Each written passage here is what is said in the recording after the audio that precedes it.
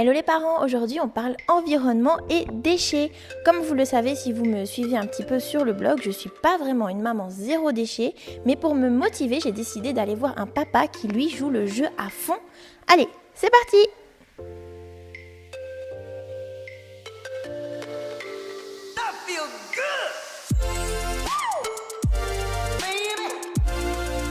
Eh bien écoute, à vrai dire, j'étais pas militant écolo à la base, hein.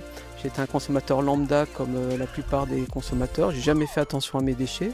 Il m'est arrivé quand j'habitais à Roué de faire du tri sélectif et j'ai été très content de faire du tri sélectif en ayant l'impression qu'en faisant mon tri sélectif, je répondais à la problématique écologique et en fait j'y réponds pas du tout. Parce que le tri sélectif, finalement, c'est qu'un soin palliatif au problème des déchets. Mais j'ai pris conscience vraiment de la problématique du déchet une fois que je me suis engagé dans le défi zéro déchet. Alors le défi zéro déchet, ça a été mon déclic et c'est le défi qui a été porté l'année dernière par Sarah Ducamp avec un certain nombre de partenaires et qui a consisté pour 22 familles à s'engager sur 4 mois à produire moins de déchets. Alors au bout des 4 mois, en moyenne, les familles ont diminué de 50 à 90% leur quantité de déchets, poubelles grises et poubelles vertes. Pour ma part, je suis parti de 3-4 kg par semaine, ce qui était déjà inférieur à la moyenne, à environ 200 grammes les 3 premiers mois. Et le 4e mois, 100 grammes. Mais le 4e mois, j'avais vraiment poussé pour aller jusqu'au bout de la démarche. Alors, je crois qu'il y a une image qui a fait le tour du monde sur le web, qui à elle seule suffit pour faire comprendre à un enfant la problématique des déchets. C'est l'image de la tortue marine, à laquelle on retire une paille d'au moins 20 cm du nez. Et lorsqu'on montre ça à un enfant, il prend conscience qu'il y a un gros problème. Loulou, ma fille, donc, a ouvert les yeux sur un certain nombre de pratiques, elle qu'elle fait depuis toujours. Nous, en tant qu'adultes, probablement depuis moins longtemps, parce que aussi bien cette consommation de déchets, cette production de déchets, moi qui ai dépassé la quarantaine, j'ai pas toujours vécu avec. Mais un enfant qui aujourd'hui a 8 ans, 10 ans, bien c'est son quotidien. C'est plus difficile peut-être pour lui de prendre conscience de ça. Pour une famille qui aimerait commencer le zéro déchet, qui se dit « oh j'ai pas le temps, ça prend du temps, etc. etc. » Il y a une solution très très simple. La prochaine fois qu'ils vont au magasin faire les courses, ils conservent le sac plastique des fruits et légumes. Ils enlèvent l'étiquette et puis ils le mettent au fond du cabane ou de la voiture et la fois d'après ils retournent avec. Ça fait 1 an que j'emporte toujours mes mêmes sacs plastiques. Ils sont très solides, on peut les réutiliser sans aucun problème. Et ça, c'est un sac qui finira pas dans le lagon et c'est tant mieux. Voilà, c'est tout bête.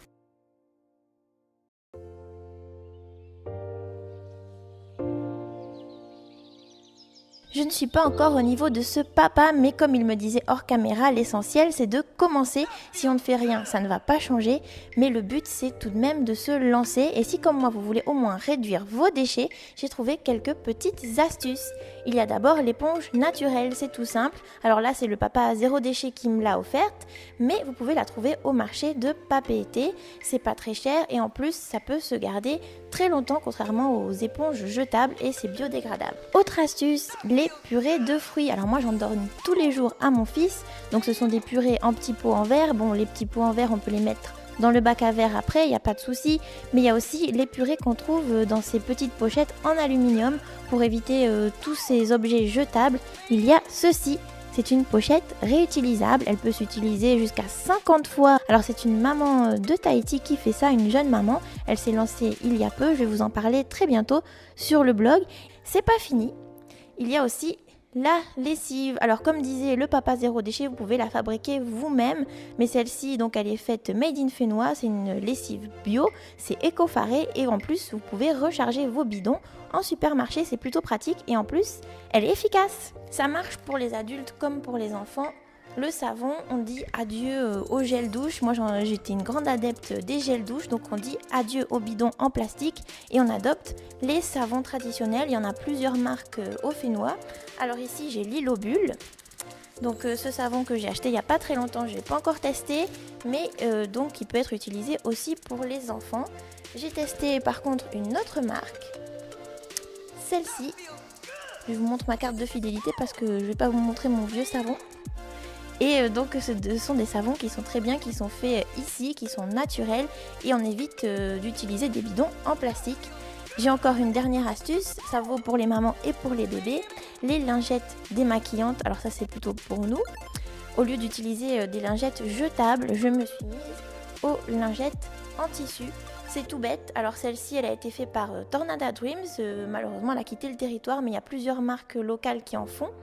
Et pourquoi ça marche aussi pour les bébés, par exemple, au lieu d'utiliser un mouchoir pour lui essuyer la figure quand il mange et qu'il s'en met partout, vous prenez cette petite lingette, vous lui essuyez le visage avec de l'eau et voilà, c'est réutilisable, on évite d'utiliser des mouchoirs en papier ou autre.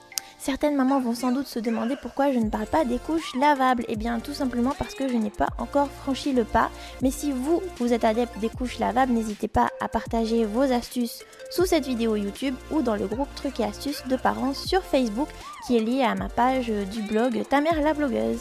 Merci à tous de me suivre et je vous dis à bientôt pour une nouvelle vidéo. Nana!